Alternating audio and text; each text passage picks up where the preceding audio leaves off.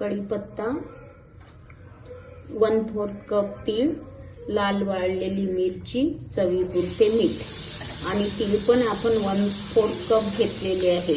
चला तर रेसिपीला सुरुवात करूया। इथे मी कढई घेतलेली आहे। आता आपल्याला हे सर्व साहित्य भाजून घ्यायचे।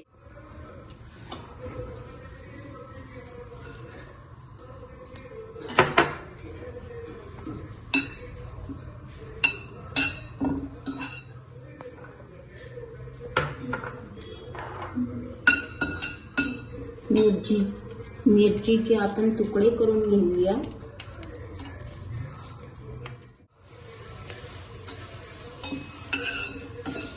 आपल्याला मीठ आणि तिखट चवीनुसारच वापरायचे आहेत, आपल्या चवीनुसार। कढीपत्ता आणि मिरची भाजून झालेली आहे, ही आपण बाजूला काढून घेऊ।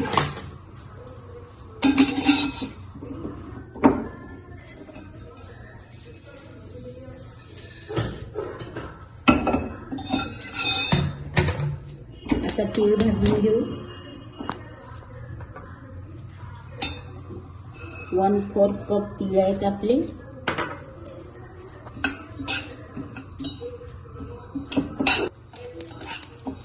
तीळ भाजून झालेले आहेत, आवाज येत आहे। आवाज आला की समजून जायचं की आपले तीळ झालेले आहेत भाजून। तीळ चांगला फुगलेला आहे, तिळाचा रंग बदललेला आहे। आपण आता म्हणजे आपले तीळ चांगले भाजून झालेले आहे। तुम्ही बघू शकता इथे तिळाचा रंग बदललेला आहे, पिंगट झालेला आहे, म्हणजे आता तीळ झाले। इथे आपले सर्व साहित्य भाजून तयार आहेत। आता चवीपुरते मीठ टाकायचे आणि मिक्सरला बारीक करायला घ्यायचे। साहित्य भाजून थंड झाल्यानंतर मिक्सरच्या पॉट मधून बारीक करून घ्यायचे।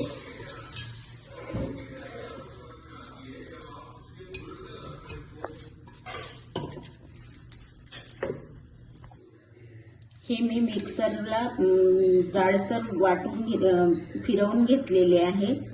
बघू शकता असं जाडसर पाहिजे आपल्या भांड्यातून पल्स मोडवर आपण ही चटणी फिरवून घेतलेली आहे। तुम्ही बघू शकता आपल्याला अशी जाडसर चटणी पाहिजे। ही आपली आता कढीपत्ता चटणी तयार झालेली आहे। तीळ कढीपत्ता चटणी। ही चटणी भाकरी किंवा पोळी सोबत खायला खूप चविष्ट लागते आणि शिवाय थंडीच्या दिवसांमध्ये तीळ हा शरीरासाठी लाभदायक असतो। तुम्ही नक्की करून बघा आणि कमेंट्स मध्ये सांगा तुम्हाला कशी वाटली। आणि व्हिडिओला लाईक, शेअर, सबस्क्राईब करायला विसरू नका। धन्यवाद।